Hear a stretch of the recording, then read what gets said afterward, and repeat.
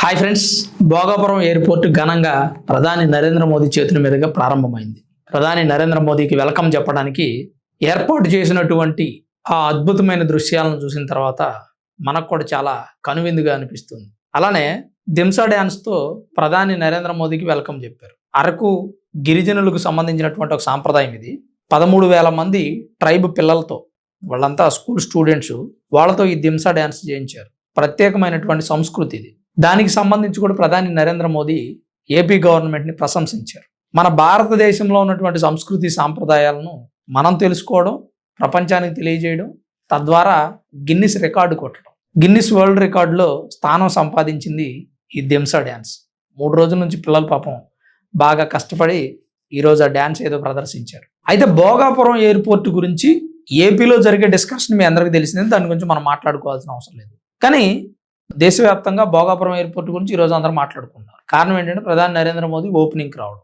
ఈయన ఓపెనింగ్కి రావడం ఒక ఎత్తు అయితే, ఈ ఎయిర్పోర్ట్కి స్వతంత్ర సమరయోధుడైనటువంటి మన్యం వీరుడు అల్లూరి సీతారామరాజు గారి పేరు పెట్టడం మరొక అద్భుతమైనటువంటి అంశం. గతంలో మనం చూసినట్టయితే గత ప్రభుత్వాలు ఏదైనా ఒక అభివృద్ధి కార్యక్రమం జరిగితే దానికి వారి కుటుంబాల పేర్లే పెట్టుకునేవారు. ఆయన చెప్పినా చెప్పకపోయినా, ఆయన చెప్పలేదు కానీ మనకు అర్థమవుతూనే ఉంటుంది.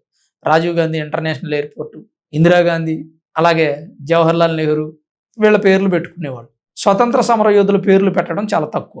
సో ఇప్పుడు ఈ ప్రభుత్వం వచ్చిన తర్వాత స్వతంత్ర సమరయోధులు, అలాగే దేశానికి వన్నె తెచ్చినటువంటి వ్యక్తులు, కొంతమంది పురాణ పురుషుల పేర్లు పెట్టుకోవడం జరుగుతుంది. అయోధ్యలో నిర్మించినటువంటి ఎయిర్పోర్ట్కి వాల్మీకి పేరు పెట్టారు. రామాయణాన్ని రచించినటువంటి వాల్మీకి పేరు పెట్టారు. భోగాపురం ఎయిర్పోర్ట్కి అల్లూరి సీతారామరాజు పేరు. పంజాబ్లో నిర్మించిన ఎయిర్పోర్ట్కి సంత్ రవిదాస్ పేరు పెట్టారు. ఇలాంటి ఒక ఆచారం ముందుకు తీసుకెళ్ళడం మంచిది. మన స్వతంత్ర సమరయోధుల్ని, మన దేశ చరిత్రలో ఉన్నటువంటి వ్యక్తుల్ని మనం మర్చిపోకూడదు కదా. 2014 వరకు దేశంలో 74 ఎయిర్పోర్ట్లు మాత్రమే యాక్టివ్గా ఉండేవి. అంటే ఉండడానికి 74, సుమారు ఒక 74 నుంచి 84 వరకు ఉండేవి ఎయిర్పోర్ట్లు.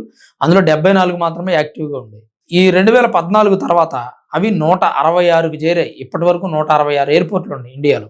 నరేంద్ర మోదీ ఈ విమానయాన రంగంలో జరిగిన అభివృద్ధి గురించి, రైల్వే రంగంలో జరిగిన అభివృద్ధి గురించి, ఏఐలో మన భారతదేశం దూసుకుపోతున్నటువంటి విధానం, సెమీ కండక్టర్లు మనమే తయారు చేసుకుంటున్న విధానం, అలాగే గూగుల్ డేటా సెంటర్, రైల్వే లైన్లు ఇప్పటి వరకు 100% ఎలక్ట్రిఫైయింగ్ అయ్యాయి. అంటే కరెంట్ ద్వారా నడిచేటువంటి ట్రైన్లు వచ్చేసాయి. దాన్ని ఇంకేదైనా చిన్న చితక ఎక్కడన్నా చేయాలని ఉంటే దాన్ని కూడా ఎలక్ట్రిఫైయింగ్ చేసేస్తారు. అయితే ప్రధాని నరేంద్ర మోదీ ఇప్పటి వరకు, అంటే ఈ కూటమి గవర్నమెంట్ అధికారంలోకి వచ్చిన దగ్గర నుంచి ఈ 2 సంవత్సరాల్లో సుమారు ఆంధ్రప్రదేశ్లోనే 2 లక్షల కోట్ల రూపాయల విలువైన ప్రాజెక్టులను ప్రారంభించారు. వీళ్ళు చెప్పేది ఏంటంటే, కూటమి గవర్నమెంట్ కలిసి కట్టుగా ఉంటే ఖచ్చితంగా అభివృద్ధి సాధ్యం, మేము సాధించేస్తాం, ఖచ్చితంగా చేస్తాం మోదీ గారి ఆధ్వర్యంలో. చంద్రబాబు నాయుడు మాట్లాడారు, మోదీ గారు చేస్తున్నటువంటి డెవలప్మెంట్ గురించి చెప్పారు. నారా లోకేష్ మాట్లాడారు, ఆయన అదే చెప్పారు.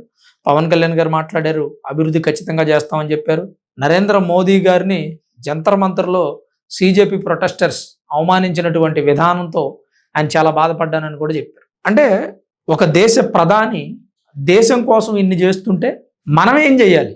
మనం ఏం చేయాల్సిన అవసరం లేదు. దేశభక్తితో ఉంటే చాలు, దేశాన్ని గౌరవిస్తే చాలు. అలా కాకుండా దేశం కోసం పనిచేస్తున్నటువంటి వ్యక్తిని అవమానిస్తుంటే, అమ్మ ఆలి బూతులు తిడుతుంటే వినడానికి దరిద్రంగా ఉంటుంది. సో ఇది పవన్ కళ్యాణ్ గారు చెప్పినటువంటి మాట.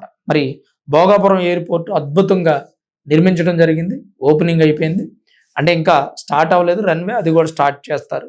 ఈ మొక్కలు ప్రత్యేకమైనటువంటి మొక్కలతో డిజైన్ చేసి పిఎం మోదీ అని రాశారు ఆ మొక్కలతో. అలానే ఆయనకి హెలికాప్టర్ నుంచి చూస్తే కనిపిస్తుంది. ఇలాంటి ప్రత్యేకమైనటువంటి ఆకర్షణలతో మోదీ గారికి వెల్కమ్ చెప్పారు. మరి ఈ భోగాపురం ఎయిర్పోర్ట్ ఓపెనింగ్ గురించి, మోదీ గారు రావడం గురించి మీ అభిప్రాయం ఏంటి? మీరేమనుకున్నారు? తప్పకుండా కామెంట్ రూపంలో రాయండి. వీడియో చూస్తున్న ప్రతి ఒక్కరు దయచేసి లైక్ చేయండి. Thanks for watching this video. This is Ram signing off Sanma studios.